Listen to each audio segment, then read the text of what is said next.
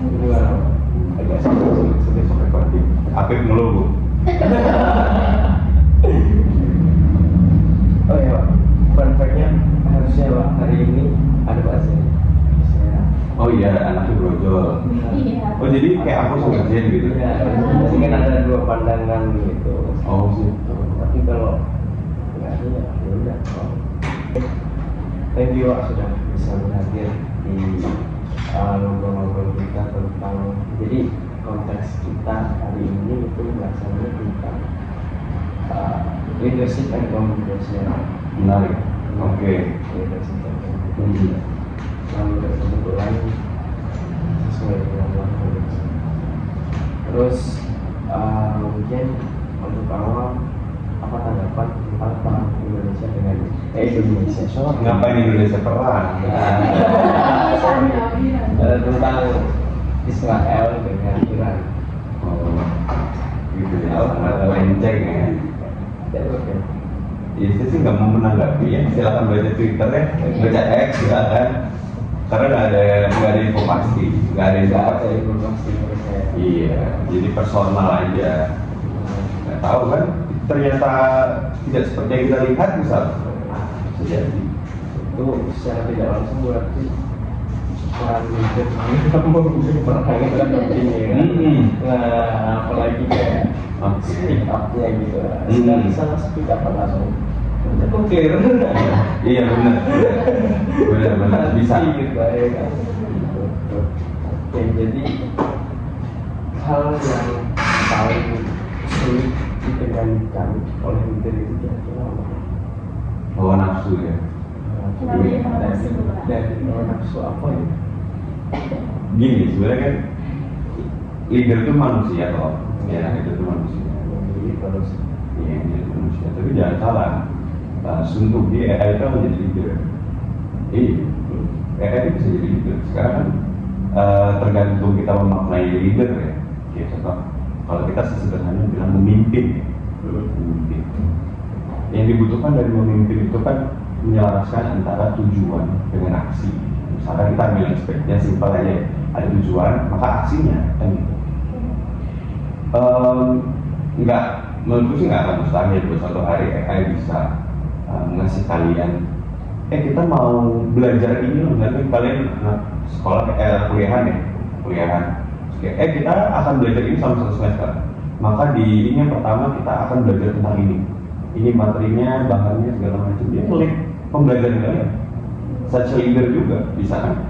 Bisa. Misalkan lagi tim sales. Kalau ngomongin pekerjaan bisa nggak? AI ini lead tim sales bisa juga. Misalkan target nih kita misalnya 1 miliar, maka kalau ada 10 masing-masing, ya dengan kecerdasan standar aja tinggal dibagi ya. Gitu. Oh bagi datanya 10, atau kalau dari 10 wilayah jajannya kayaknya lebih gede yang ini lebih kecil, yang ini sedang. Oke, berarti yang satu 500 juta targetnya, yang satu berapa 100, misalnya yang satu cuma 10 juta gitu. Ya phone out ke situ juga mungkin gitu. Tapi pada akhirnya ya perlu pengembangan sebenarnya ya. Per hari ini belum ada yang bisa mewujudkan itu. Tapi kayaknya dilihatnya bisa. Karena balik ke hawa nafsu. Kalau ngomongin sesimpel leader adalah ini objektif, terus kita punya aksi ke sana. Manusia itu kan pada hakikatnya beda dengan AI yang diceritakan. AI simple, berpikirnya apa yang kita mau lakukan, ya kita akan melakukan itu, melakukan hal terkait. Kalau manusia, ya contoh lah, kalian punya uang 100.000 bertiga, kira-kira mau makan apa? Nih, dipakai orang Indo 10 ribuan bisa, masih ada 70, terus 70 dia apa?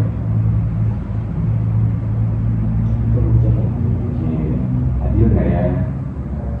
Segala macam. Jadi kadang-kadang tadi hawa nafsu itu tuh yang bikin kita tuh nge-track ke sesuatu yang kadang-kadang tuh berlebihan, atau bahkan hawa nafsu itu yang bikin kita malah nggak melakukan sesuatu, nafsunya nggak ada. Kayak misalkan contoh, ada project being leader, mau ambil opportunity harus bisa, semua orang harus bisa ya. Itu susah juga.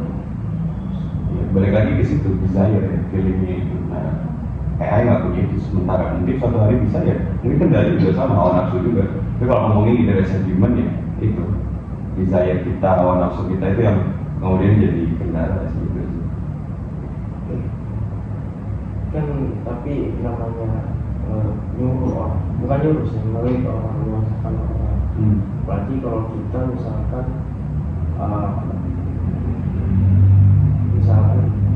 contoh, kalau ambilkan usul, kalau misal kita nggak punya skill untuk communication yang baik, itu pasti kan orang apa sih gitu. Dari pasar itu sendiri itu biasanya dari tim yang ada di bagian mungkin ada tim yang lain itu cara apa sih untuk nge-expand tim itu gitu. Oke, berarti ini pikir yang lebih jauh ya, tidak hanya sekedar ini ada objektif kita mesti ngapain gitu ya. Kalau kita eskalasi ke konsep leadership yang kayak gitu dan apa yang kita lakukan ya memang dalam konsep leadership itu kompleks. Jadi kalau teman-teman ngangkat tema leadership and communication, communication itu tuh baru satu partnya aja, baru satu part. Kalau aku tambahin satu lagi itu politik, ada kaitannya juga sama communication, tapi di politik ada hal yang jauh lebih esensial lain juga yang mendukung dan bisa mendukung. Nah, kita berbicara di ranah ini aja, apa sih yang biasanya aku lakukan ya? Simply communication, karena balik kalau berbicara kita punya objektif, kita punya action, kita ada outputnya nanti apa, outcome-nya apa. As a robot, ya gampang aja, kita kesini gue mau tahu, ya kan gitu. Misalnya gue SP, misalnya gue kasih surat teguran, misalnya gitu, dibentak-bentak lah, dicaci maki, segala macam. Tapi pada akhirnya kan dealing dengan manusia juga nggak selalu begitu, tapi aku nggak akan menyalahkan metode itu, bisa jadi benar, ya kan? Karena ada satu poin menarik yang tentang leadership, tapi ini balik lagi, yang gue lakukan adalah gimana caranya tim sebagai seorang leadernya, aku selalu menempatkan diriku deh per hari ini, gimana caranya aku bisa mengakomodir bagaimana cara tim itu berkomunikasi, memahami dan berperilaku. Jadi aku tuh juga sering, jadi kalau teman-teman mau tanya misalkan ke kolega aku tuh apakah aku tipikal leader yang kayak gimana? Ya aku nggak akan terlalu bentak-bentak marah-marah, karena bagiku itu useless. Bagiku ya, untuk marah-marah dan bentak-bentak itu useless. Dan aku sudah mengakhiri masa sakit marah-marah itu. Mungkin lu berapa? Pernah. Aku temperamen. Pernah cara apa enggak Pas benar. Iya. Aku ya nggak boleh dicontoh. Aku kan swearing pakai kata-kata bad words lah gitu. Mungkin esensialnya untuk bercanda, tapi ketika orang marah kan itu semua bisa keceplosan dan lain sebagainya. Pernah ada di posisi itu dan sudah meninggalkan lama jauh sebelum bekerja. Waktu itu masih di organisasi ya, dan waktu itu freelance kan. Aku freelance, aku juga handling project apa. Aku di tim bisnis juga. Jadi pas di situ ya itu temperamen dan kurasa poinnya apa? Karena pada akhirnya ini yang dilihat adalah kita akan membuat orang itu mengikuti kepemimpinan dengan ancaman atau dengan keinginan. Ada dua poin. Itu loh. Ya. Dan kadang bisa di-mix. Aku masih nge-mix dengan ancaman dan dengan keinginan. Tapi ya balik lagi, aku nggak akan terlalu ke ancaman karena menurutku itu wasting time, energi. Dan aku juga pribadi bukan sosok yang mau mengambil negativity. Makanya salah satu konsep di leadership, kalau tadi ada communication, politik, kita bisa tambahkan lagi creativity. Jadi kalau dibilang apakah hanya pekerjaan-pekerjaan teknis harus kreatif, enggak, leaders juga mesti kreatif. Contoh, misalkan ini pada lemes nih, gue gak kreatif nih, ngomong kayak gini, terus angkat topik yang agak panjang, kalian juga gak punya waktu berpikir, no? Nah, ya wajar gitu kan. Tapi pada akhirnya kenapa aku melakukan ini dan panjang ya? Untuk breakdown, jadi teman-teman punya celah-celah, dari itu aku bikin celah-celah pertanyaan, ya kan, menarik nih gitu ya, saran dari atau apa. Jadi teman-teman bisa berpikir, nah that's how it works.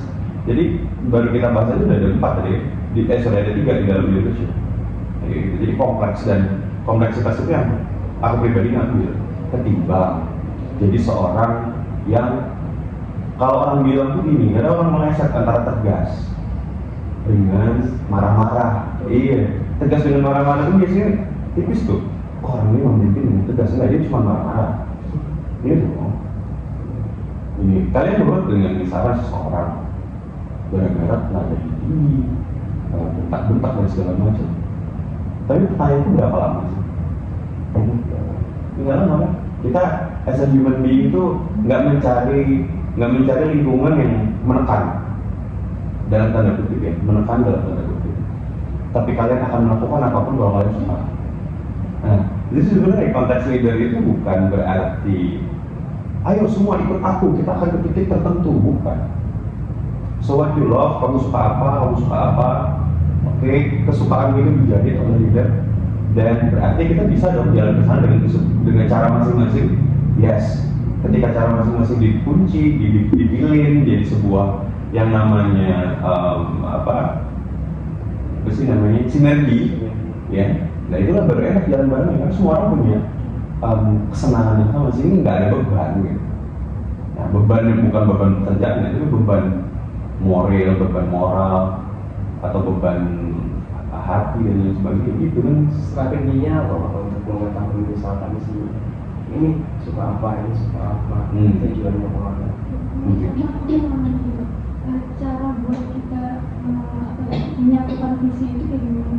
Karena orang itu misalkan kita punya visi yang sama, tapi caranya itu mereka kadang berbeda gitu dengan cara yang misalkan saya lakukan dan aku lakukan. Oh, oke. Ini bisa terjadi. Jadi gini, itu tema kalian communication, leadership and communication. Nah, itu communication. Karena banyak aspeknya. Leaders itu merasa tadi balik lagi ke poin pertama, apa yang bikin jadi tantangan ya, hawa nafsu. Salah satu bagian dari hawa nafsu adalah ketika kita merasa gue paling benar, gue serba tahu, iya gue leader, gue serba tahu. Lah kalian tuh ujungnya tanggung jawab, begitu loh. Jadi itu kesalahan terbesar dalam konteks leadership ya, menurut saya. Karena pada ujungnya nanti kita nggak akan mau mendengar. Ya dong, komunikasi bukan hanya tentang berbicara, tapi tentang mendengar. Di samping dua itu, semua indera ini kan juga mengisyaratkan kalau teman-teman familiar dengan konteks empati. Empati itu kita menggunakan semua indera. Indera mata, indera lambang, indera beku, banyak yang inderanya. Benar Pak, saya mau nanya, sebelumnya nih ada case gitu dari teman saya. Dia itu punya SPP. Nah, SPP itu kan bisa dibilang dia nggak bakal mengarahkan atau anggotanya. Nah, saat itu ada kejadian di mana anggotanya itu mengalami kecelakaan kecil di pekerjaan. Nah, tapi SPP-nya itu dia malah memarahin anggotanya itu. Harusnya kan mungkin sebagai leadership mungkin bisa punya empati duluan. Menurut tanggapan Bapak gimana gitu? Misalkan sebagai seorang leader menghadapi masalah ini. Jadi gini, yang tadi pertama sih aktivasi empati. Tapi aku juga gini, menurut aku tak akan menjadi orang yang munafik bahwa konteks leadership itu tuh harus sempurna. Iya, di satu sisi gini, karena kesulitan leader adalah ketika kita ingin berlakukan, tapi ada peraturan yang membuat kita tidak bisa melakukan itu. Iya dong, iya kan? Apa? Bertentangan dengan misal contoh, ada orang kecelakaan, aturan kerjanya nggak boleh bolos, kecuali keluarga meninggal apa-apa. Segala macam ini ada dong. Tidak ada tertulis kecelakaan kecil, maka ketika lu kecelakaan kecil bodoh amat ini nggak ada. Dan ketika lu menang, gue salah sebagai pimpinan, ya kan? Karena nah makanya dalam konteks leadership harus punya politik, punya ilmu politik dan juga ilmu creativity tentang kecelakaan kecil. Sebenarnya konteksnya anggap aja kita nggak membahas ini dulu ya, nggak tahu konteks sebenarnya gitu. Tapi let's say kecelakaan kecil, oke, apa yang terjadi berdarah dan segala macam, lu butuh bantuan dijemput atau enggak, mau motor lu gimana, ketika itu semua ternyata bisa diatasi dalam kurun waktu 1 jam, dan kami akan bantu kamu supaya kamu bisa ke kantor. Iya bro, udah gak dapat respect dari ini, gue tolong nih. Di sisi lain juga dia ini juga apa ya, selain terlihat baik, dia ini juga menunjukkan bahwa gue membantu lu supaya profesional. Nah kan gitu. Makanya dan si SP itu ya mestinya juga harus bisa gimana caranya, oke, ketika ini terjadi gue harus ngakal untuk pimpinan gue gimana yang lebih tinggi kan gitu.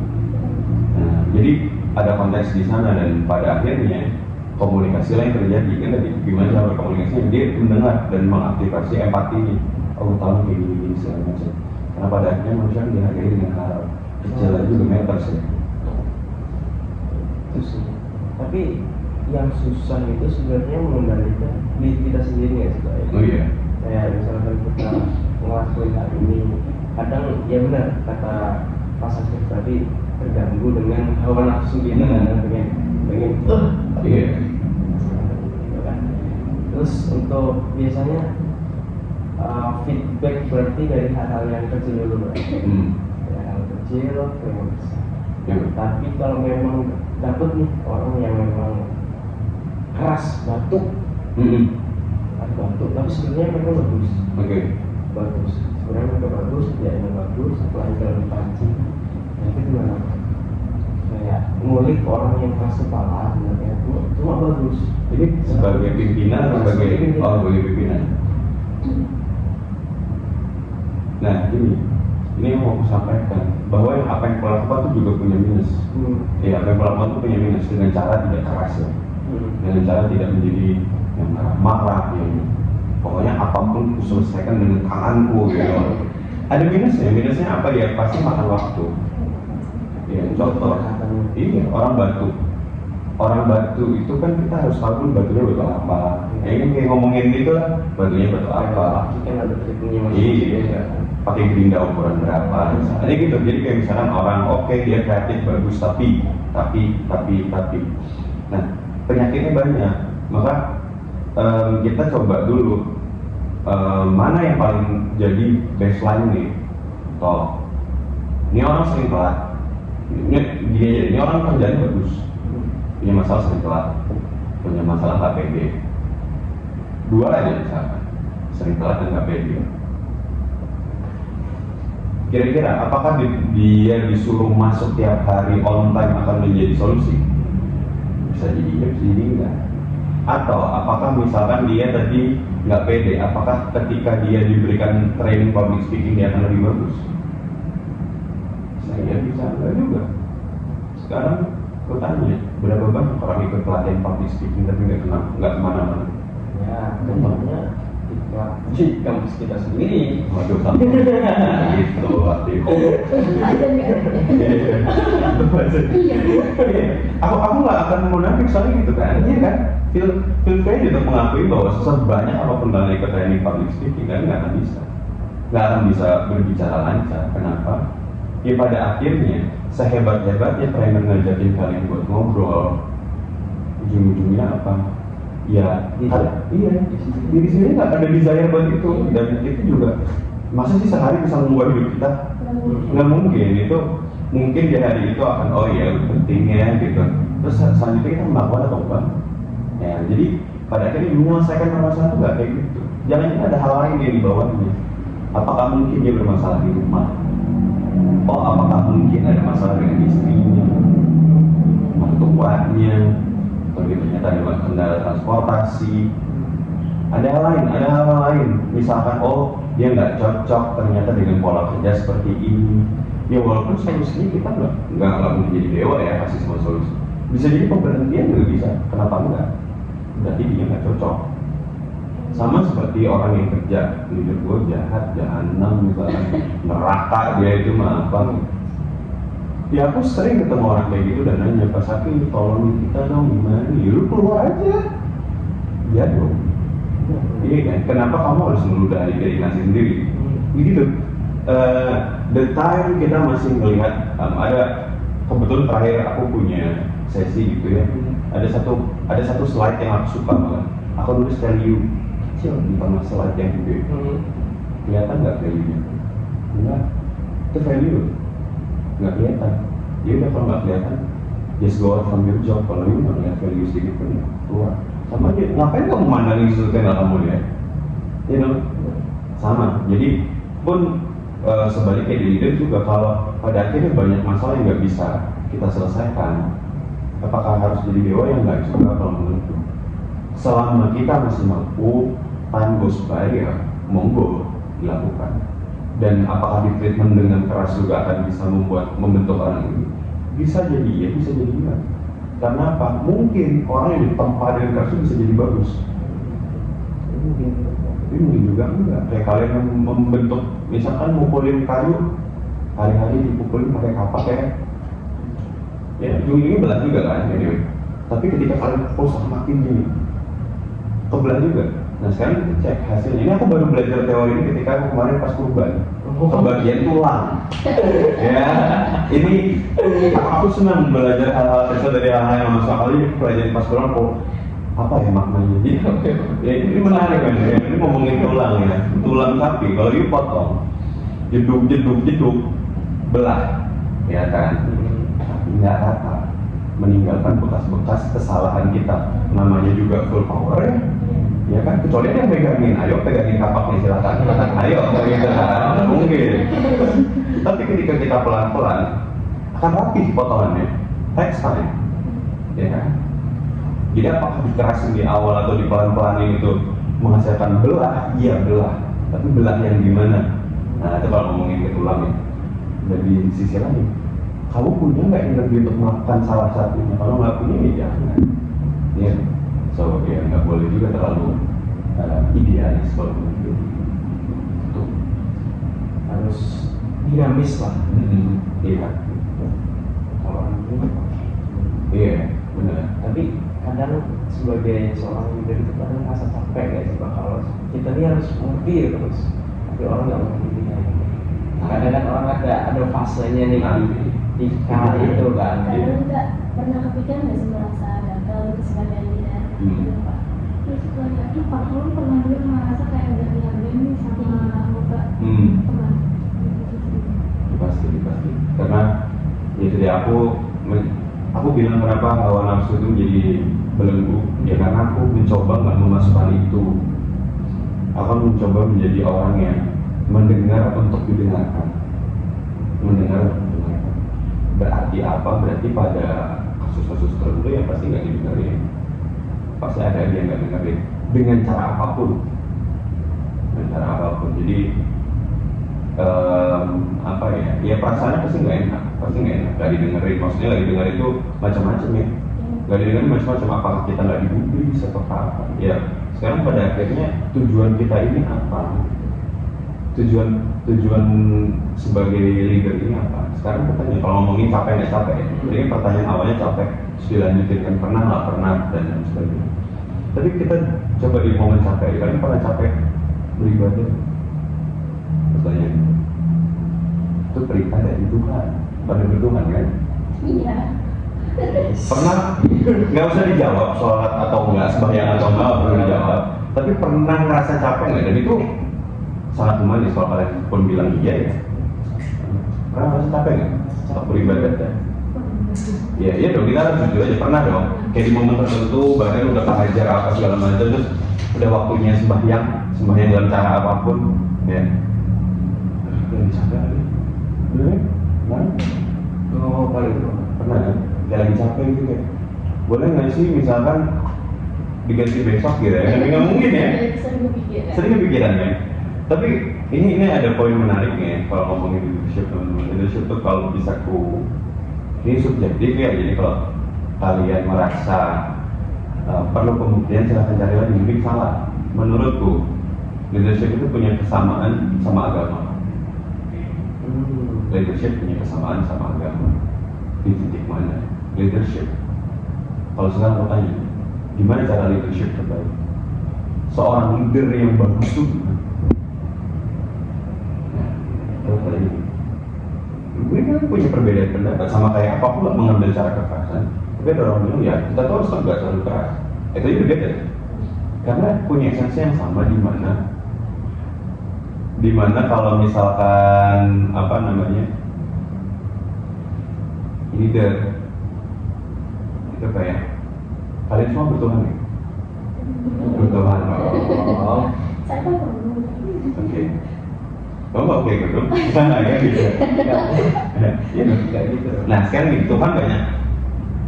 Ya, Tuhan banyak pilihannya. Ya, kita mengimani yang oke. Sekarang ini leadership itu tuh banyak kan penjelasannya leadership adalah bla bla. Banyak sama. Taruhlah kita pilih satu Tuhan atau satu cara leadership. Apakah dengan Tuhan yang sama orang beribadah hasilnya orang-orang yang sama juga? Beda ya? Di Tuhan yang sama dengan Tuhan yang sama pengikutnya pun beda-beda, kelakuannya, ya kan? Cara mengimaninya, cara sembahyangnya, cara apa beda-beda. Bahkan dengan Tuhan yang sama, kita drag down lagi ke bawah. Satu Tuhan yang sama punya akan membelah lagi bahkan gaya beribadah yang baru lagi, variasi lagi. Mungkin Tuhan A, tapi dengan kelompok A, AA. Ada Tuhan A, kelompok B, AB. Ada dong, terlihat kan? Pun di dalam AA nanti akan ada AAA, AAB, ya kan? Semakin kecil semakin berkelompok lagi. Contoh organisasi besar di Indonesia aja yang berbasis agama.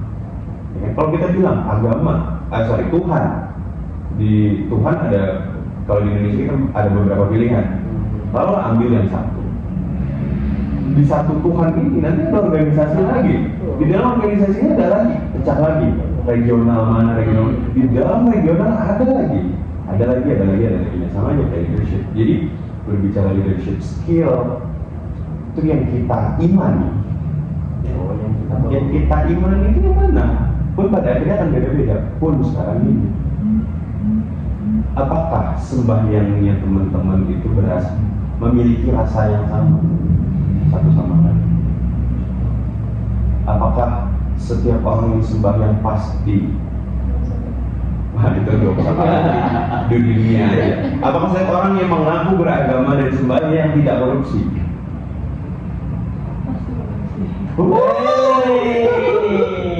Ya, ada tendensi lah ya, masih ada kemungkinan buat korupsi. Tidak semua orang yang sembahyang beribadah bertuhan itu semuanya baik, ya kan? Makanya sering ada anekdot yang ngapain, toh ada juga yang sorry itu saya, ini obrolan dewasa. Ada yang ateis malah jauh lebih baik, lebih humanis, ya daripada gitu. Nggak usah itu. Nah, ada lah stigma-stigma gitu di masyarakat. Jadi pada akhirnya ya leadership gitu, nggak bisa kayak misal, oh si Ani bagus itu adalah kepemimpinan terbaik, enggak. Karena apa, pada akhirnya ya dengan cara yang sama nanti ujung-ujungnya juga beda. Apalagi kalau kita hubungkan dengan apa tadi konsep apa yang bisa nge-break itu ya hawa nafsu tadi. Mungkin orang yang udah kelihatan cara leadershipnya bagus, ternyata hawa nafsunya beda. Dia tidak ingin mengembangkan itu, dia ingin jabatannya aja. Misal, oh semua itu bagus, tapi cuma coatingnya doang. Tujuan utama itu ujungnya jadi bagus, enggak juga. Karena ya pada ujungnya tujuan dia nggak kesana. Jadi yang kita rasa wah dia mengembangkannya, enggak juga, ternyata dia ingin untuk dirinya sendiri. Makanya nanti waktu yang akan menjawabnya, oh ternyata dengan yang kita lihat di awal baik-baik saja ternyata tidak. Atau ada yang mungkin awalnya tuh nggak baik-baik aja, tapi nah itu karena ya leadership itu menyesuaikan, kayak agama menyesuaikan apa? Waktu, orang, geografis, banyak lah aspek-aspek di luar dari diri kita sebagai seorang leader gitu. Nggak bisa dong misalkan seorang leader di Politeknik Hasnur akan bagus sama bagusnya ketika dia memimpin Universitas Lambung Mangkurat. Jadi berbeda. Walaupun mungkin kita lihat bagus, jadi beda. Jadi ini kayak kita di kayak belief aja, kayak agama ya, makanya kayak ada similarity-nya di sana, bisa di-drag ke arah sana. Makanya jangan heran teman-teman, contoh ada pemimpin kok bawa orang-orang itu ya. Kan ada kasus gitu kan, pemimpin dipindah, dia membawa orang-orang dia, haram lah hukumnya. Dia bawa koloni dia membangun dinasti. Sekarang pertanyaan begini, kalian pemimpin punya tim berlima, dipindah ke satu lagi, bikin lagi dari awal, pusing nggak? Susah nggak? Lebih enak apa? Bawa yang pertama. Ya, itu natural dan idealismenya masyarakat itu terlalu gimana ya, terlalu wah itu mah namanya orang dalam, itu mah namanya ya, sekali lagi kalian mau misalkan gini deh, kalian terkurung di sebuah ruangan memilih sama orang yang kalian kenal atau yang nggak kalian kenal sama sekali.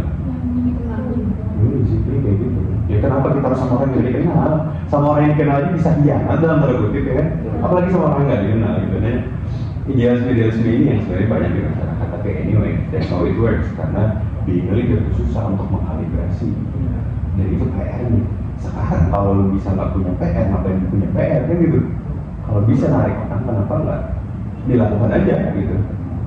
Nanti aja tinggal dikalibrasi. Nah, makanya ada hal seperti itu kayak agama. Kenapa sih kalau kita balikin lagi ke agama nih, biar perkuat kenapa dia punya similarity.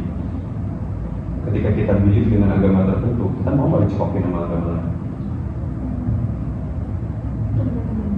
Tergantung, butuh waktu ya, dan panjang banget ya, dan pendekatan yang luar biasa. Sama halnya kayak leadership, ya kita mau kasih orang baru, ya kan gitu. Kayak agama gitu udah enak di sini dengan cara kayak gini, udah ada yang ngikutin, ya kan?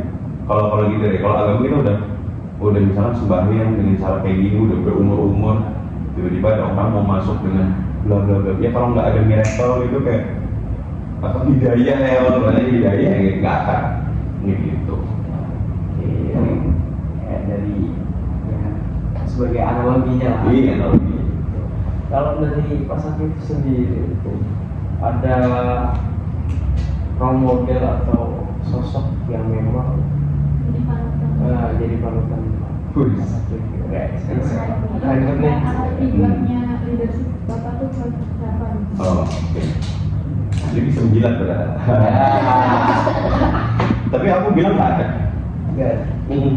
Why? Nggak ada. Kenapa aku bilang nggak ada? Karena aku ya tadi aku bilang aku bukan orang yang gini. Aku tuh bukan orang yang suka ikut-ikut lah rasanya ikut-ikut mengimitasi. Mengimitasi, oke. Mengimitasi aku paling nggak suka. Kenapa? Karena aku punya belief nih, manusia itu unik, dan kita keunikan kita itu harus tetap dipertahankan. Keunikan itu dalam konteks apa sih? Apa bedanya saya lihat kalian bertiga punya keunikan masing-masing. Dan kalau kalian menjadi sama, berbaju sama, bercelana sama, bergaya rambut sama, bertatapan sama, bergaya sama, kira-kira ada yang bisa membedakan kalian nggak? Ya, jadi gimana aku bisa membangun hubungan yang erat dengan kalian? Ya toh kalian sama aja, gimana? Kalian itu mencapai sama, sesama itu kayak kita lahirnya beda-beda gitu. Iya, lahir beda-beda, ada beda suku lah, beda warna rambut lah, beda jenis rambut, beda bla bla bla. Ya, kita harus embrace itu. Makanya lihat kalau role model yang ku jadikan patokan, aku akan menjadi dia nggak ada sih. Tapi kalau misalkan mengambil intisari terbaiknya itu lakukan. Ya, ATM. Sebenarnya bukan ATM. Kemarin aku ngulik ini. Kalau amati itu modifikasi enggak. Amati. Kalau aku tuh nggak ada singkatannya. Kalau gini, aku suka lihat misalnya orang yang suka personal, aku temuin langsung, lihat dari media, baca buku kan tuh semua cara melihat leaders di mana-mana. Sosok Pak Jonan yang di KAI, tapi leaders juga dengan caranya dia. Aku lihat artikel-artikel tentang dia, bagaimana dia ngelit, bla bla bla nya. Jadi nggak mesti berada di dekat dia. Nah, dari situ aku lihat apa yang kemudian dia lakukan secara berbeda dan menarik. Jadi yang boleh dilakukan adalah mengamati, habis itu reverse back ke aku. Aku mampu nggak kesana? Sesuai nggak yang dia lakukan sama norma-norma yang ku ambil, yang ku anut? Idealismeku hari ini cocok nggak dengan yang dia lakukan? Jadi amati refleksi. Selebihnya bisa aku lepeh, bisa budaya jasa aku ambil kayak gitu. Jadi aku mau menempatkan tokoh-tokoh ini layaknya Pak puzzle aja, kalau ada yang cocok gue tempel gitu. Jadi nggak ada yang benar-benar role model tuh dia, nggak mau aku gitu. Dan nggak akan aku buat seseorang siapapun lebih spesifik. Tapi kalau by story ya, kesempurnaan ada di, karena aku Islam ya di Nabi ya. Di Nabi itu ada kesempurnaan yang bahkan ya gini, agama tuh jangan dilihat sebagai sebuah hal yang fantastis gitu kayak. Tapi kita lihat, oh iya dia bisa ya sabar. Ada satu cerita yang kalian mungkin pasti pernah dengar gitu ya. Ada cerita Nabi bahwa suatu hari Nabi Muhammad pernah dilempar kotoran, jadi dia nggak marah. Ya, itu mah Nabi kan gitu. Iya dong. Kalian dilempar kotoran manusia pasti marah dong. Iya dong. Nggak usah dilempar kotoran deh, dilempar kertas aja ke kepala juga mungkin udah kayak emosi. Iya. Jadi pada akhirnya ya hal-hal kayak gitu, oh ya beliau bisa ya. Berarti beliau adalah sosok yang tidak emosional. Maka ketika ada masalah datang, apa yang beliau lakukan? Ya kalau di Islam ada beristighfar dan lain sebagainya. Tapi poinnya adalah you don't have to mad, karena itu nggak ada artinya. Angry itu nggak ada artinya. Dan aku juga masih kejebak gitu. Makanya, iya dong, marah tuh sering. Nggak usah gitu deh, jempol nih kejepit di ujung meja dan wah udah tuh. Atau kelingking, terus pada saling sakit kelingking kaki. Yes, gitu. Paling sakit, marah nggak? Yang salah siapa? Kita aja. Jadi salahin, jadi. Nah hal-hal kayak gitu yang kemudian jadi apa ya? Ya kalau figur ya beliau pasti. Karena ya banyak sih apa ya? Banyak kesempurnaan yang diceritakan pun setiap apa ya? Setiap ujung tombaknya agama ya pasti seseorang yang wonderful. Di agama manapun kan gitu. Di seluruh agama pasti ujung tombaknya adalah yang wonderful. Kecuali Tuhan itu sendiri misalkan ada entitas yang lebih tinggi lagi, ya pasti itu luar biasa.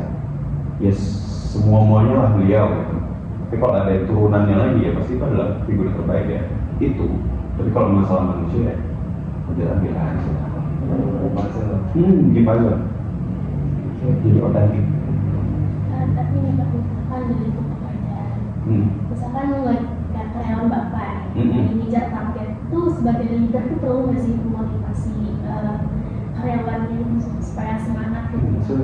Bukan semangat itu kayak sebuah motivasi ya, supaya mereka itu bisa bangkit kembali gitu. Menurut kalian motivasi yang bagus itu gimana sih? Ya ada motivasi yang bagus. Menurut saya nih motivasi itu harus sesuai. Ya betul, kayak kata Pak Sakit tadi kan, kita dulu nih sukanya Mary apa, suka dia apa. Gak bisa kan motivasi Mary saya kasihkan ke Alia kan nggak cocok nih. Tapi kan ada tipe leader yang biasanya kita harus saya lagi presentasi kita harus dengan tamparan kata-kata. Nah itu bagus. Tapi apakah lebih bagus yang memang dengan menggunakan ini motivasi tapi dengan cara yang personal? Compare kita compare. Dengerin India. Peace, tambah sihir. Sebut lagi siapa ya? Berhadiah. Sebut lagi Salpriadi. Sebut lagi siapa ya? Yang lagi jadi top of mind gue. Dan baru siapa ya? Lucy. Dengerin ya. Dengerin lagu-lagunya. Ikutin. Yang pasti bahas sekarang. Ngena. Apakah dia berorasi? Apakah kita harus bisa? Saya yakin kita semua. Apakah semua band-band itu naon itu? Sialan dia. Terus kayak sialan ya. Kebawa lah emosinya. Karena tujuan dari motivasi itu apa sih? Itu kan. Ngedrag. Caranya apa lah itu lagu ini bisa? Ngapain bisa lihat? Ngapain berorasi? Ngapain kayak saya yakin kalian bisa, kamu harusnya bisa. Ini bukan perkara sulit. Itu sudah dilakukan sejak zaman Nabi. Itu yang membuat semua HR, semua perusahaan menganggap gen kalian ini bermasalah. Why? Karena kalian tuh nggak bisa dimotivasi. Terus berapa? Lah, karena motivasi yang mereka pikir adalah kamu harus bisa. Ini adalah pekerjaan. Kerja itu nilai Allah. Kamu nggak boleh hitung-hitungan. Bekerja itu adalah dengan passion, dengan semangat. Kamu ini mencari uang untuk peduli sama kalian. Enggak. Yang kalian pedulikan dalam konteks pekerjaan apa? Coba deh, selain gaji apa? Nomor 2. Enggak. Intinya. Boleh skill apa yang lain? Intinya suka. Suka. Mungkin langsung lihat Berbayar. Oke, ini. Nah ini itu macam-macam ya kan? Ada yang skill, ada yang ini, ada yang itu. Jadi pada akhirnya apa? Orang datang tuh beda-beda. Dan anak sekarang, nggak usah anak sekarang. Aku tuh kejebak juga. Aku milenial atau Gen Z ya berarti. Ya tahu lah milenial untuk membedakan sedikit. Gitu. Ya aku juga punya cara kerja aku sendiri. Contoh, kita harus walaupun digaji 5 juta harus bekerja seperti digaji 10 juta. Jadi ya itu beramal. Gue tanya lu perusahaan, lu gaji orang 10 juta, kerjaan ada 5 juta bukannya jadi ya? Itu ngomong kosong. Ya dong, kalau dibalik jadi pemodohan. Nah sekarang motivasi yang seperti itu kah yang akan dilakukan ya? Banyak dimotivasi anak-anak Gen Z, anak-anak milenial. Bekerjalah 5 dengan gaji 5 juta, performa 10 juta spek. Bapak mau lah ngasih saya 10, 5 jutanya bilangnya buat pahala, kerjaan saya kerja 5 juta, mau. Kan gitu loh ya. Ya kita works with logic. Kalau Jadi, HR dan semua leader menganggap bahwa Gen Z ini sulit, paling sulit untuk dimotivasi. Pas kita sulit kan di sini di webline itu punya tim Gen Z ya. betul. Itu gimana? Trik kreativiti dari pasar tersebut untuk menghadapi mereka untuk motivate mereka. Nah, ini udah ilmu manusia ya, ini bukan ilmu leader lagi. Ini man, kan gini, susah ya, karena kuliahan bukan umum. Gini, menurut kalian orang tua kalian membosankan ya? Sangat. Lebih senang yang sama teman apa sama orang tua? teman. Pilih ada saja. Nah, teman ya? Ada nggak orang yang suka hangout sama orang tuanya? Mungkin Ada. Sekarang pertanyaannya, ini kan kasus ya. As a human being, ini kan manusia itu ada satu ilmu yang lagi tertarik buat pelajaran itu ilmu logika.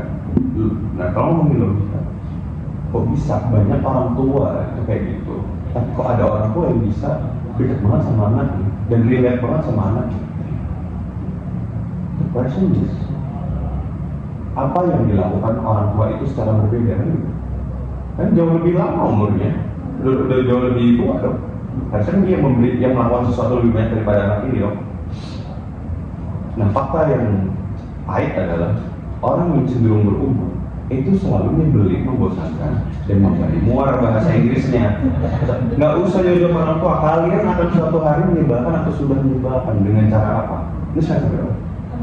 4. Ada adik kelas semester 2? Ada. Apakah kalian sudah melakukan kezoliman dengan bilang kenapa mereka tuh ada kayak kita bahari lah? Kenapa mereka tuh nggak melakukan apa yang kita lakukan dulu ya? Karena pasti mereka ini nggak ada semangat-semangatnya kuliah udah melakukan kezoliman itu. Ayo, mengaku kalian. Mengaku kalian ya.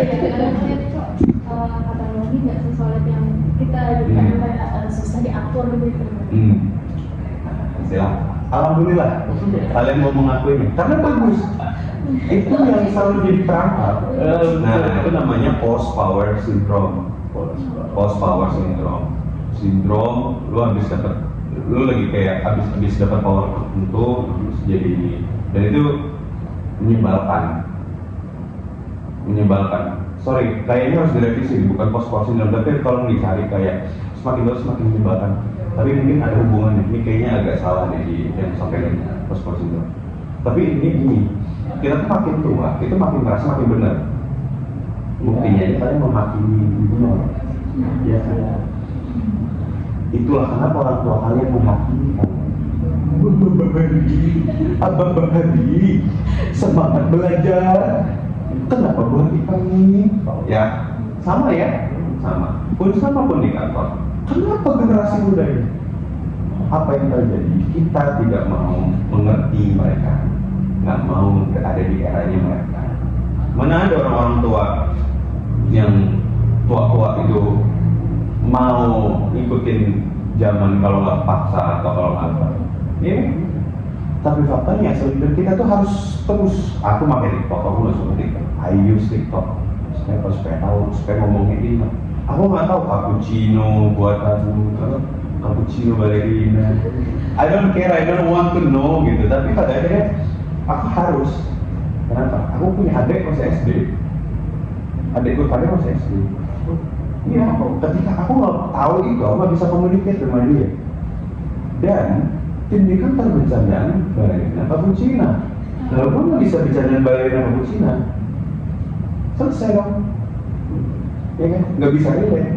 Ketika kamu nggak bisa relate, kamu harus berempati. Jadi gitu. KKN didesain ke desa supaya bisa menyelesaikan permasalahan warga desa. Gimana cara menyelesaikan permasalahan warga desa dengan cara berempati? Iya. Gimana caranya berempati kalau rumahnya aja dikasih rumah bagus, ada ransum ya, you eat what they eat, you do what they do. Itu benar-benar dilepasin dari semua hal-hal yang itu caranya berempati. Jadi benar-benar ikut terjun. Kayak gitu. Nah, jadi pada akhirnya sulit ya sih menjalani sulit. Ya dengan cara harus mengikuti tren. Kalau ini tren apa lagi? Misalnya tren kayak cepat. Kan pernah disebut yang main HP semalam bro. Pernah itu. Kalau kalian main HP, punya HP nggak orang? Main ya dia HP dia. Facebook kan? Facebook kan? Bahkan sekarang masuk TikTok loh. Langsung TikTok. Jalan-jalan terus, belanja online terus. Sekarang siapa belanja online paling banyak? Kita ngomongin fakta gitu. Kita ngomongin fakta bahwa ya itu semua terjadi, ya kan? Pada akhirnya toh mereka akan terikut. Tapi ketika ikutnya nggak smooth, ya jadi kayak gitu. Dulu dimarahin, sekarang tahu kan enaknya. Ya, apa kan spill sedikit. Apa dulu dibilang generasi menunduk, main HP, buka HP di media makan. Tapi tahu nggak kan? Buka HP di, kalian kalau makan enak aja sambil nonton, sambil nge-game atau apa? Sambil nonton. Itu udah kebiasaan lama tau. Dulu tuh raja-raja tuh suka kalau makan tuh ada performance di depan. Itu udah dari dulu, dari zaman even sebelum kiamat. Kan belum ya, kiamat kan belum. Nggak tahu. Ya pokoknya di zaman dulu ke atas itu semua sudah ada beda formulanya. Jadi di dalam ininya kita itu tuh udah ada di dalam alam bawah sadar kita tuh semua itu sebenarnya udah ada. Drop by genes sama gen kita tuh udah masuk semua behavior, semua potongan-potongan itu udah ada. Bedanya sekarang medianya. Kalau orang tua kita juga makan di depan TV, ketika kita megang HP terus. Apa bedanya? Sekarang kalau pas sudah kena HP, nggak Facebook tuh di atas meja. Iya loh. Nah, itu dia makanya. Padahal ya itu gimana sih Gen Z ini kerjanya ini? Sekarang siapa yang WFH? ASN pun disuruh WFH. Iya. ASN ini, ASN Gen Z ini nggak mau kerja di kantor segala macam. Apa yang kerja kayak gitu? Sekarang siapa yang senang kerja di kantor? Bapak-bapak. Nah iya. Makanya leaders tuh harus menjadi orang kayak gitu. Dan gimana caranya dekat sama Gen Z gitu. Ada harga yang harus dibayar. Tapi nggak salah, daripada kita ujung-ujungnya jadi gitu juga telat. Tapi kan kata Timothy, orang yang cepat kaya, bukan, dia generasi yang paling cepat kaya itu orang Gen Z. Iya. Gimana ya, padahal dari itu aja sudah membuktikan bahwa metodenya. Soalnya gini men, Berarti, sampai dulu. Kan Gen Z itu identik dengan orang yang nggak mau ribet, mau simpel, mau cepat. Dirumus sama teknologi sekarang gitu. Iya, maksudnya. Nah, terus bedanya dengan bukan bedanya. Bagus enggak kalau misalkan punya itu, plusnya apa, minusnya apa? punya itu punya apa tuh? Punya yang tadi sifat yang nggak mau ribet, nggak mau kan nggak mau lambat, maunya cepat karena memang mereka tuh di zona yang hidup serba simpel. Nah jadi duit pun di otak mereka mau bikin simpel. Nah plusnya apa? Minusnya apa? Oke. Gini, dunia itu berjalan maju. Dan menurutku celakalah orang yang mundur. Yang nggak pakai otak tuh akan mundur. Nabrak dong. Lah iya makanya kan nabrak. Kenapa aku bilang nabrak? Sekarang nih, orang tuh selalu bilang games itu selalu bikin cepat, simpelnya aja. Gue tanya sekarang, semua teknologi hadir itu buat apa? Buat simpel. Dan games lahir ketika semua teknologi itu ada. Ya bodo amat lu dulu ke sekolah jalan kaki, lu naik sepeda, lu makan singkong. Sekarang singkong tuh udah jadi sesuatu yang di-plating dengan baik, kan itu yang kita makan, ya kan? Dulu makan pisang direbus, you don't have teknologi bikin pisang haji kadal, you know? Kali ini tuh pisang haji kadal, innovation in food gitu. Jika membeda-bedakan diri orang yang kayak sukanya cepet-cepet simpel-simpel aja, maksud, kalau bisa simpel kenapa enggak? Gitu. Ngapain? Sekarang gini, orang yang ngomong gitu, kalau suatu hari dia beli mobil, pukulin, itu jalan kaki aja, katanya nggak mau yang simpel. Pinginnya yang lebih ribet, kan dia sih nggak suka ribet. Gitu, kalau suatu hari dia beli mobil, pukulin, jalan kaki aja, kalau mau naik lagi sana apakah? Udah. Naik kuyang, itu cepet tuh, ada darahnya dikit. Kayak gini, ini darah kuyang, nggak ada. Ya gitu. Jadi kayak gitu, maksudnya ya, apakah bagus? Ya karena zaman sudah kayak gitu sekarang. Ya kalau orang masih kayak pingin nggak cepet ya udah akan ditabrak. Tadi kalau dibilang kalau mundur ditabrak dong, ya iya. Makanya kalau sekarang nih Gen Z, yang celaka itu apa Gen Z? Yang orientasinya itu bukan tentang bagaimana aku melakukan sesuatu yang besar dengan cara mempermudahnya. Nah, itu bagus. Ketika dia ada sesuatu yang besar, mundur. Oh, kita semua tuh punya alat. Sekarang ini mau bikin bisnis pusing. Ada AI. Sekarang materi-materi di Instagram banyak, di YouTube. Ini aku kasih tahu satu hal. Kalian tahu nggak? Kalian tahu Enigma? Konteks Enigma yang paling basic. Tahu nggak? Aku kasih spill dikit. Enigma itu adalah kode yang digunakan Jerman di Perang Dunia Kedua untuk berkomunikasi di mana komputer hari itu belum ada. Dia punya dia punya teknologi kapal selam paling mutakhir sehingga dia bisa nembak semua kapal Inggris dari bawah, dan mereka tuh selalu mengganti formasi kapal selam itu dan berkomunikasi melalui benda yang coding itu namanya Enigma. Itu kode berkomunikasi. Kalian nggak tahu itu kan? Itu baru hal simpel ya, sebenarnya panjang ceritanya dan ada hubungannya sama Apple, produk Apple ini Apple gini kita ada hubungannya. Tapi kita sampai di titik itu, kalian nggak tahu kan? Saya juga baru tahu pagi ini sambil nyetir, saya dengerin di podcast, saya dengerin di YouTube. Saya tahu itu saya belajar. Cepat nggak? Harus nggak baca buku buat tahu Enigma? In some cases enggak, tapi kalau mau detail silahkan baca kan gitu ya. Sama masih dari sampah. Ayo duit. Bahkan ya mungkin hari ini aku naik mobil, sebelumnya aku naik motor. Ketika naik motor pun aku selalu pakai itu. Kenapa? Karena di jalan naik dulu nanti membaca buku loh. Nggak mungkin ada. Iya kan? So listen to something. Nah itu kan gengsi banget, makanya podcast makin banyak penikmatnya. Nah sekarang gini, siapa sih yang nikmatin podcast gengsi? Enggak, bapak gue dengerin yang namanya jadi Baguza, dia kerja, itu podcast di setel di ujung. Konteksnya, dulu tuh ada TV dinyalain udah gak sepi. Sekarang podcast daily, dia putar sama bapak gue ambil kerja. Dan sekarang menurut saya malah lebih ke value rata-rata tontonan, tergantung pada orangnya sih. Ya, bisa Kalau dulu kan, monoton tuh. Ini RCTI hari ini apa? STV dulu. Zamannya lagi. Apa? Sekarang kan bebas. Iya, kayak gitu. Padahal kan orang maju, Orang pintar makin pintar. yang tidak melakukan itu yang mundur. Gitu. Nabrak. Ya ujung, ya, menurut kalian pinjol tuh jahat ya sih? Enggak, jahat. Itu membantu loh. Lah iya.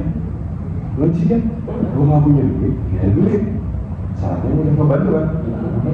Nah sekarang yang kurang adalah dia dulu dibantuin. Ini apa? Oh dapat duit doang, jangan gini. Tapi dia tuh nggak mempertimbangkan ini gue pinjol, gue bisa balikinnya dengan cara kayak gimana segala macam. Terus bingung, ambil nggak ya, ambil lah lagi butuh duit. Terus kalkulasi dulu, gimana caranya? Buka lah YouTube, gimana cara apa sih namanya? Iya, utang pinjol kan ada materinya di YouTube, belajar lah dulu. Nah itu kalau berbicara pakai gizi bagus dengan cara yang simpel dan ini ya bagus. Tapi buat yang kayak gini, case tadi nggak mau belajar dulu sebelum ambil pinjol ya, meninggal sampai kayak gini tidak corona. Iya. Halo. Ini kalau misalnya gaji, kadang kan kita nih di anggota baru tuh ada nggak sih kayak anak muda gitu, dia tuh punya ide tapi dia nggak mau menyampaikan karena dia takut ide yang dia sampaikan itu akan jadi kebersendirian. Oke. Ada nggak kan? Ada. Awalnya ada. Nah sekarang ini leader itu memastikan banyak hal. Contoh gini, aku bilang aku punya bisnis coffee shop. Misalkan, aku mau kalian bertiga bantuin aku dong buat bikin bisnis itu. Kalian punya part masing-masing. Di titik ini mau bantu? Bantu karena memang sekarang lagi pertimbangan. Oke, ada yang perlu pertimbangan. Ini mau bantu nggak? Lihat kondisi Ada beberapa part ya. Nah, tapi kalau aku bilang nih, bantuin gue dong gaji 10 juta. Ya pasti jelas. Ada orientasi yang berbeda ketika ada aspek lain dimasukkan. Iya dong. Nah, aspek lain itu apakah harus selalu uang? Nggak juga. Iya, enggak juga gitu. Ya, kalau kita kan itu. Kan gini sebenarnya. Walaupun nggak ada uang sekarang, ketika misalkan tadi kan tanya itu kan, kamu ngide misalkan, gimana kalau gini, gimana kalau gitu. Tapi ketika kamu sadar bahwa tim ini tidak akan membantu kamu sama sekali, ini akan jadi tugasmu sendiri, kamu melakukan itu kan? Malah diusul sendiri. Ya dong. Tapi kalau kamu sadar, kalau kamu mau ngucapin sesuatu, walaupun kamu yang megang tapi tim akan bantu, kamu ambil nggak? Simple. So leader must be ready untuk bikin ekosistemnya itu saling membantu, bukan berkompetisi. Itu poin. Tapi banyak memang perusahaan yang men-setting supaya orang-orang di dalamnya berkompetisi. Biar apa? Biar ada keinginan jenjang karir yang tinggi. Semua orang tuh berkompetisi yang kayak wow, si paling. Ada plusnya, ada minusnya. Balik lagi, apa yang gue sampaikan tadi, kalau orang-orang di dalamnya tidak berkompetisi tapi saling membantu, pasti ada minusnya. Tapi ketika orang-orang berkompetisi juga pasti ada minusnya. Mau yang mana? Jangan kayak gitu. Makanya itu nanti akan menjadi pilihan kayak agama kan. Lu mau pilih agama yang mana sekarang kan gitu. Tapi di satu sisi bisa jadi juga bahwa tim itu punya belonging. Jadi dia tidak melihat aspek bahwa apakah akan dibantu atau tidak ada yang membantu atau apakah ada uangnya. Tapi dia merasa kayak ini udah jadi responsible gue lagi.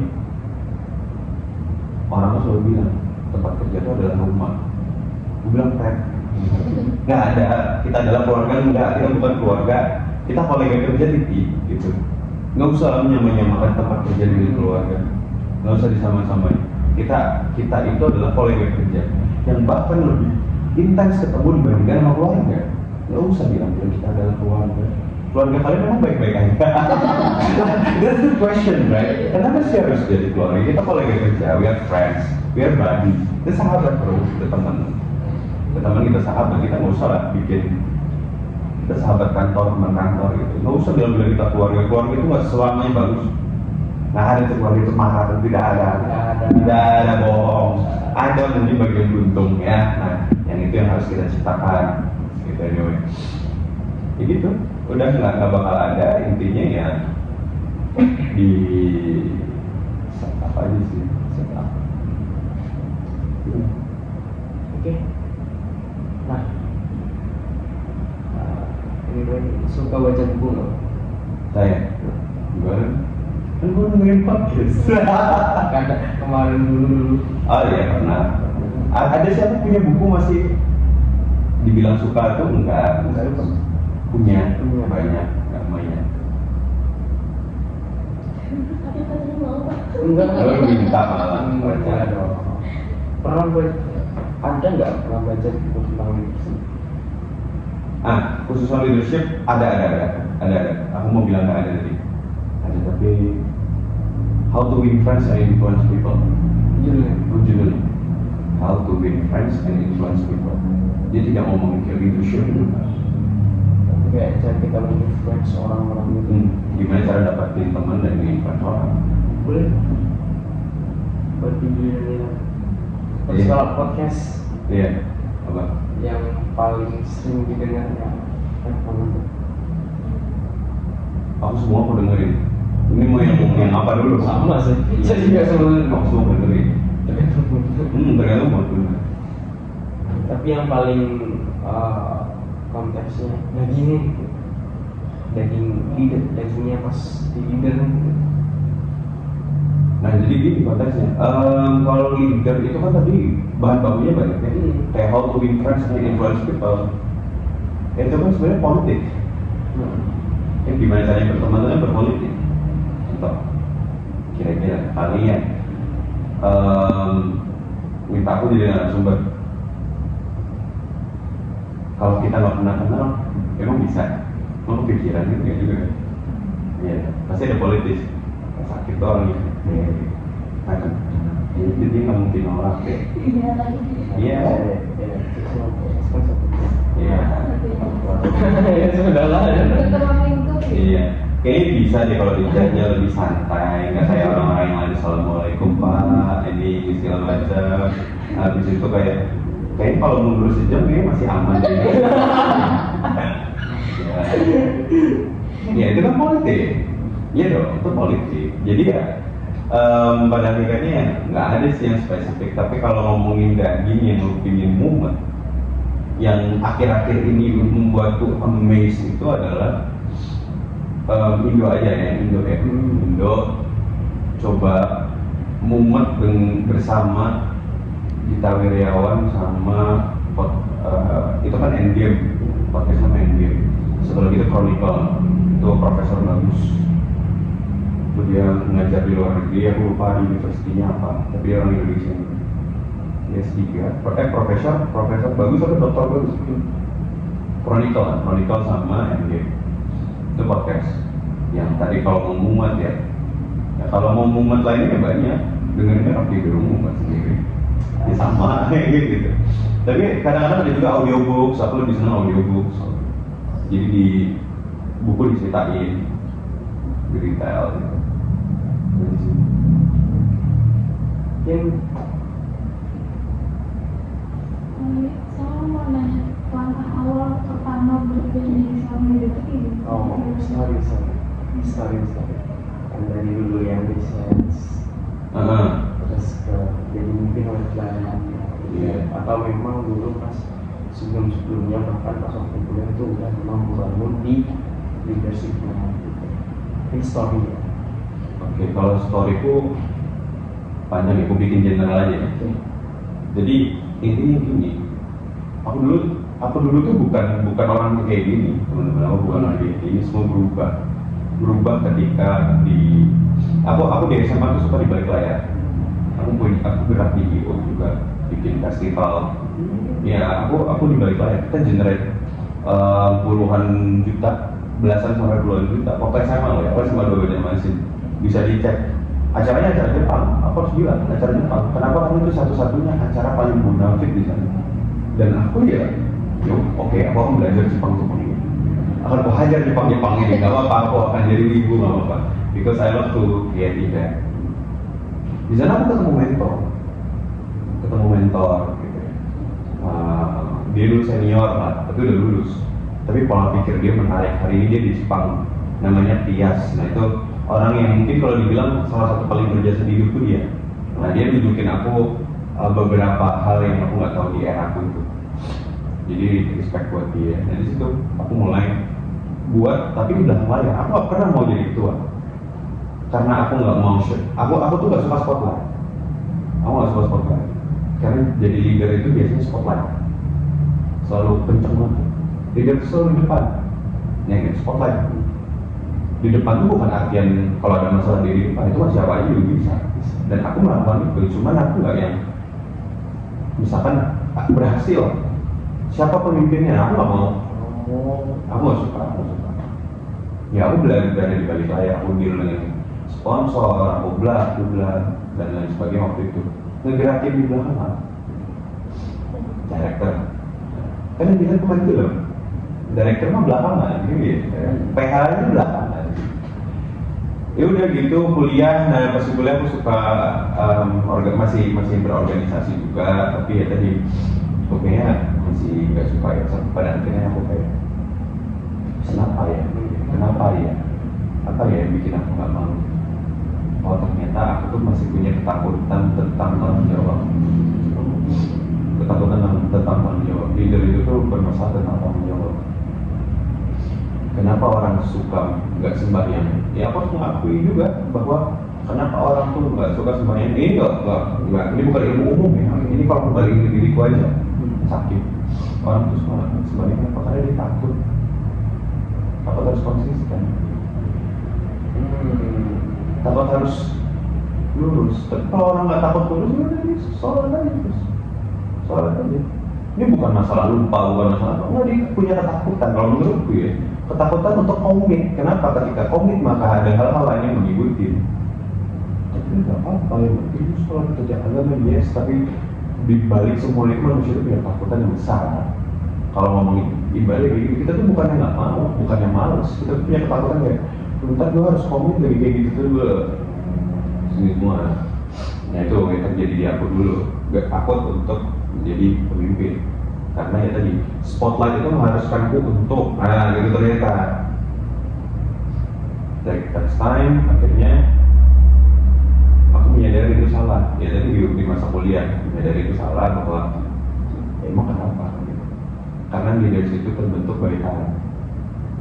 Ya by time. Aku nggak bisa bilang leadershipku bagus dan aku terima kasih kalian mau ngobrol sama aku dan menganggap aku bisa menyampaikan sesuatu yang menarik terkait leadership. Tapi masih belum. Karena by time bahkan yang tua pun juga barangkali belum punya leadership yang baik. Yang berpengetahuan tinggi pun juga belum tentu punya leadership yang baik. Yang punya title akademik non-akademik juga belum punya leadership yang baik.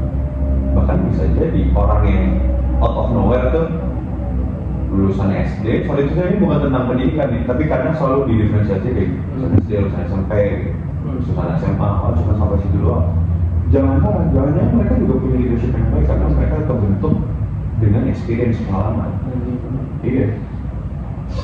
Sebenarnya banyak jadi leadership itu sebenarnya banyak yang harus dipelajarin di hal-hal non teknis. Kalau mau jadi leadership jangan belajar how to be a leader, bullshit itu mah. Itu bullshit kejauhan. Saya belajar hal-hal sederhana. Sekarang pertanyaan gini, benar kali, kenapa orang mau rela pakai cat warna silver dan minta-minta diilegal?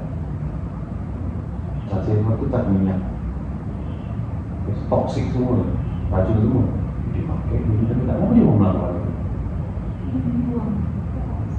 Dibuang terpaksa. Itu kan, oke. Sekarang kalau tanya ini, harus nggak dia pakai warna emas, warna ini silver? Kalau terpaksa butuh uang dan segala macam, kenapa dia nggak minta langsung ini? Oke, biar kelihatan beda. Kenapa nggak jadi baju? Pilihan. Tapi dia tahu tuh berat jadi susah tuh dihapus pakai tiga. Berarti dia memilih sesuatu yang berbahaya. Apa modalnya lebih tipis daripada badut karena nyewa kan. Nah sekarang kenapa lu nggak invest? Oke, lu pakai silveran, makanya lu nggak nyewa badut. tapi duit perlu sisihin sekian, mereka bukan di kostum sendiri. Banyak. Logika berpikir itu yang leader harus punya, bahkan tanpa ikut pelatihan. Melihat ada orang ini, oke, kayak gitu. Jadi daripada itu pelatihan leadership, bukannya jelek ya pelatihan, cuma daripada kita hanya berfokus ke sana ikut pelatihan ini kalau menjadi leader yang baik, ya kita lebih baik experience. Kayak misalkan, iya, kayak di suatu, ya kita berempati gitu loh, itu namanya empati di suatu warung. Kenapa itu sih balik warung? Apa sih yang menarik, kenapa ya? Berapa warung tuh bisa makan di sini? Kok bisa nggak sih bikin warung kayak gini? Apa yang dibutuhkan? Pelayannya kayak gimana? Nah itu berempati, bertanya malah. Leaders tuh punya kemampuan bertanya. Itu aku nggak sadari ketika kalau aku balikin lagi ke konteks yang awal itu, di situ tuh aku mulai mempertanyakan banyak hal. Baru aku kayak mulai, iya, kenapa gue nggak coba gitu. Nah itu tuh api utama. Jadi api untuk menjadi leader kalau aku rasa ya, when you start asking something tentang hidup, tentang diri gitu. Waktu kuliah, I do lot of things, jadi ketua international office lah. Habis itu bla bla bla bla bla bla, dan aku minit lah, aku bilang aku di kuliah itu pertukaran pelajar. Gara-gara di Hima aku bilang, lu ngapain bikin event yang sama dengan tingkat kerugian yang sama, diulang lagi gara-gara event senior. Lu nggak peduli sama senior. Kalau emang event ini nggak bagus, jangan dilakukan. Bikin event yang baru aja lebih meaningful. Belajar setuju, bodoh, gue cabut. Belajar beasiswa untuk pertukaran pelajar. Ini aku nggak suka, aku cabut. Barusan aku udah bilang, kenapa aku bilang kalau lu nggak lihat dari keluar, aku baru keluar dari side project lu. Baru keluar kan? Ada uangnya, ada projectnya, ada uangnya, gede nggak gede? Sama Jogja. Orang Jogja serius. Dan itu di luar pendapatan utama. Jadi kenapa aku bilang aku keluar? Karena aku nggak lihat serius gitu. Aku minit, bener-bener minit. Kenapa sakit masih di HC, di website IC berserius? Jadi aku nggak kayak orang sok-sok idealis ngomong itu. Korupsi ya, di depan lu ada 1 triliun, lo ambil kan? Ambil. Pernah kejadian, kalau pernah kejadian nggak diambil, nah jago. Idealis. Tapi kalau mau ngomong gitu doang di depan ini nggak ada sesuatu, nggak pernah kejadian, itu cuma ngomong-ngomong doang. Coba aja kasih 1 triliun nanti ambil. Itu makanya mulai bertanya, sudah sampailah ada karir mapping. Aku punya decknya kalau kalian masih ingin mempertanyakan karir mapku tuh kayak gimana tuh, aku pernah bikin di acara API terakhir.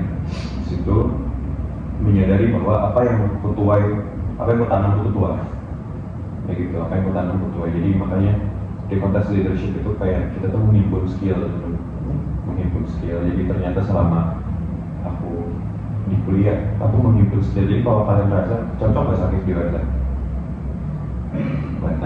community hub, kayak gitu segala macam. Kalian tahu nggak? Aku udah mulai bikin konten itu dari kuliah. Aku main musik dari SMP.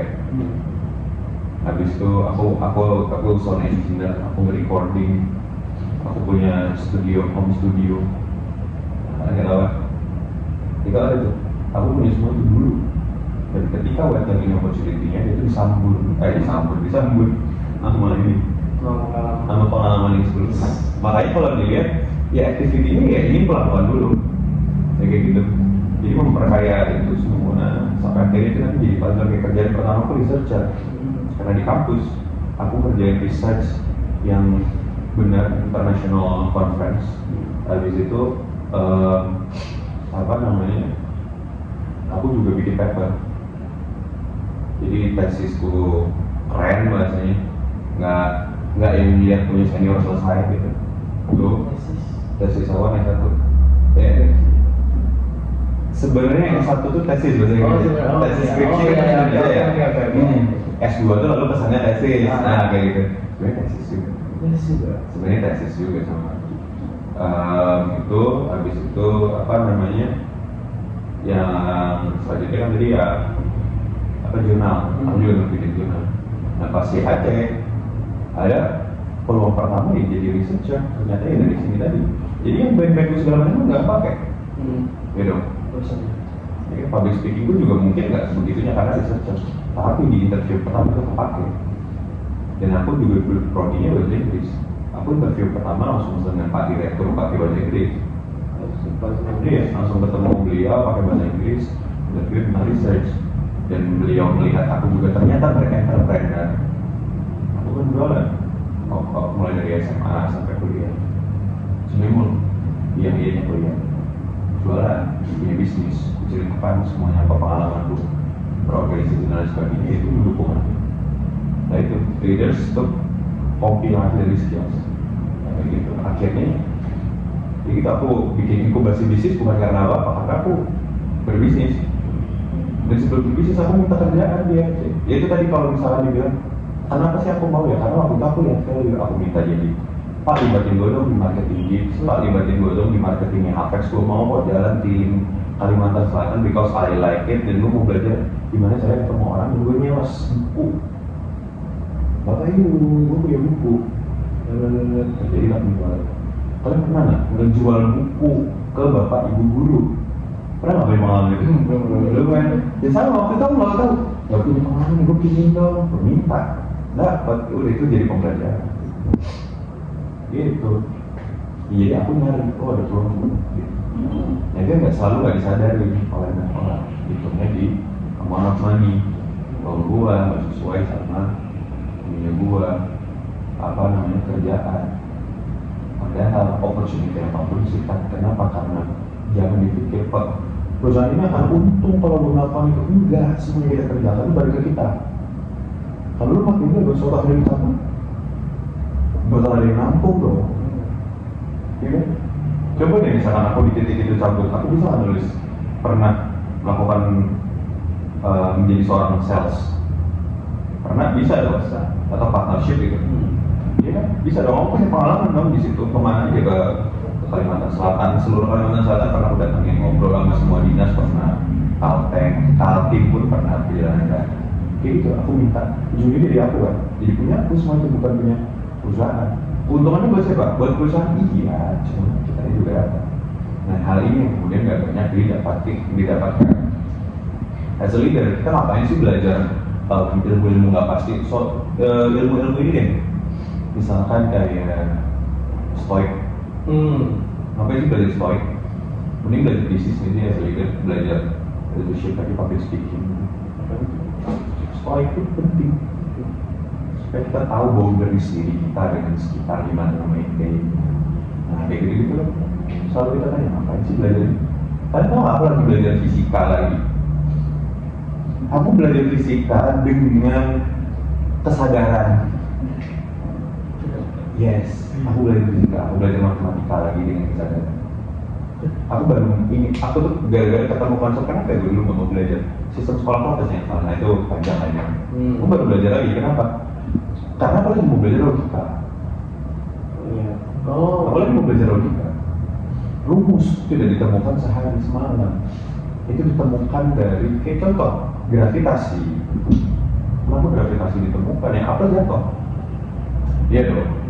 Terus guru kita kayak cuma bilang, ya gravitasi ditemukan saat ada apel jatuh, terus berat gravitasi sekian dan lain sebagainya. Guru kita nggak penting. Di dewasa ini aku baru ngerti. I talk to myself, bertanya apa yang bikin itu nggak penting?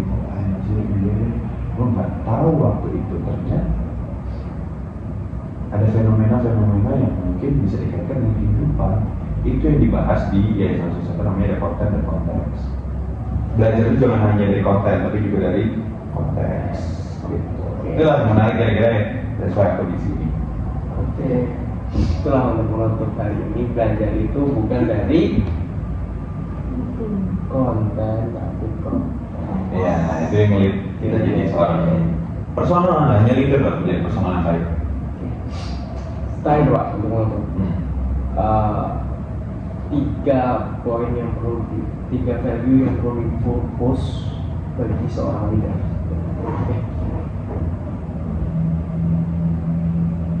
Jujur. Ke diri sendiri itu juga harus jujur. Karena di rumah ada value keluar, jujur. Salah nomor 1 jujur. Value ya, value apa ya? Ini sangat dadakan ya. Nggak ada briefnya, jujur. Kalau sendiri apa ya?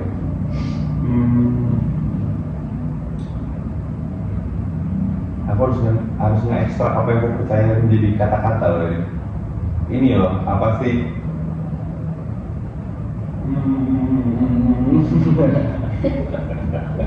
Tahu lah, kreatif lah, value nggak sih, ya kan? Jujur kreatif itu bisa nge-track, bisa jadi apa aja. Jujur kreatif sama disiplin lah. Jujur, kreatif, Iya, kayaknya ya. Banyak tau kayak 3 lagi ya. Banyak lah. Gak ada banyak, semuanya harus semua value. Iya, semua karena Islam mungkin ya. Nama-nama Tuhan itu adalah value. Oke. Nama-nama Tuhan itu value. Yang ada di 199 ya, 99 nama Allah. Asmaul Husna. Sorry. Ada sifat Allah itu 20 kalau nggak salah. Correct me if I'm wrong. Sifat yang apa namanya? Wujud dan baka mukhalafatul lil hawadis dia mau finasikin itu ada 20 kan kalau nggak salah 20. Bisa ada nama-namanya itu. Nah, sebenarnya manusia the ultimate human itu harus punya itu. Kalau lu mau jadi Tuhan lu harus itu. Itu ada rumus matematikanya. Itu menarik. Gue belajar gara-gara itu membuktikan Tuhan benar dari matematika. Tuhan itu harus ada tuh dari matematika. Nah itu membuktikan bahwa nama-nama itu berkaitan nanti sama why God must exist di dunia. Jadi guys, gue nggak bilang Messi di situ. Enggak. Kayak gitu lah kira-kira ya. Oke, Siap.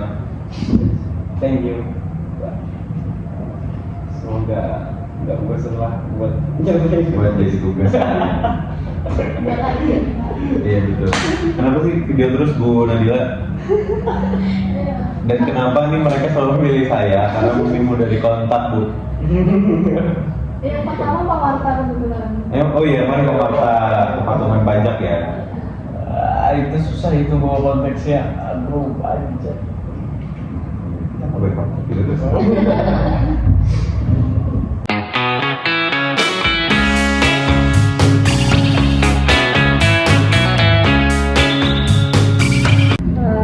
Dari podcast bersama Pak Syakir, beliau menjelaskan bahwa seorang pemimpin harus mampu menahan hawa nafsu. Selain itu, pemimpin juga harus mempunyai sifat empati dan juga kreativitas dalam memimpin. Pak Syakir juga menjelaskan bahwa kejujuran adalah hal penting yang harus dimiliki oleh seorang pemimpin, tidak hanya kepada timnya gitu, tetapi juga terhadap dirinya sendiri. Oke, kesimpulan dari saya adalah yang dibutuhkan seorang leadership itu simple, yaitu menyelaraskan aksi dan tujuan. Artinya, inti dari seorang pemimpin adalah memastikan bahwa apa yang ingin dicapai sejalan dengan apa yang akan dilakukan. Jadi bukan hanya visi, tapi juga mampu mengarahkan tim agar semua tindakan yang dilakukan benar-benar mendekatkan ke tujuan tersebut. Pemimpin yang baik tidak hanya bicara, tapi juga menunjukkan langkah nyata yang konsisten dengan arah yang ingin dituju. Selain itu, pemimpin juga harus mempunyai rasa empati, berani mengambil keputusan, dan siap bertanggung jawab. Dari podcast beliau sampaikan juga 3 value seorang leadership, yaitu jujur, kreatif, dan disiplin. Jujur sendiri itu bisa membangun kepercayaan kepada diri sendiri. Kemudian kreatif, di mana kita bisa berpikir kritis untuk mengembangkan ide kreatif kita. Dan disiplin, itu adalah bentuk menghargai diri kita sendiri. Oke, jadi salah satu poin pembicaraan yang selalu saya ingat pada podcast kali ini adalah di saat saya menanyakan ke Pak Syakir tentang siapa model Anda di dalam sebuah kepemimpinan. Namun jawaban dari Pak Syakir itu di luar prediksi yang saya perkirakan. Ternyata jawaban dari Pak Syakir itu saya tidak pernah ada model, tapi saya akan mempuzzle-puzzlekan setiap orang yang saya sukai.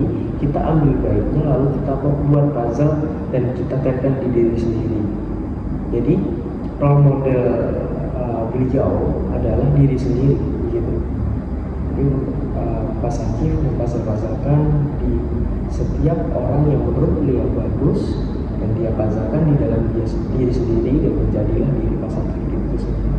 Itu sih poin yang paling ngena kepada diri aku sendiri, dan aku pun baru sadar juga ternyata lebih oke gini gak sih gitu kan. Wajar kan, kita sama-sama baru belajar kan, jadi lebih dominan kemana. Oke, thank you.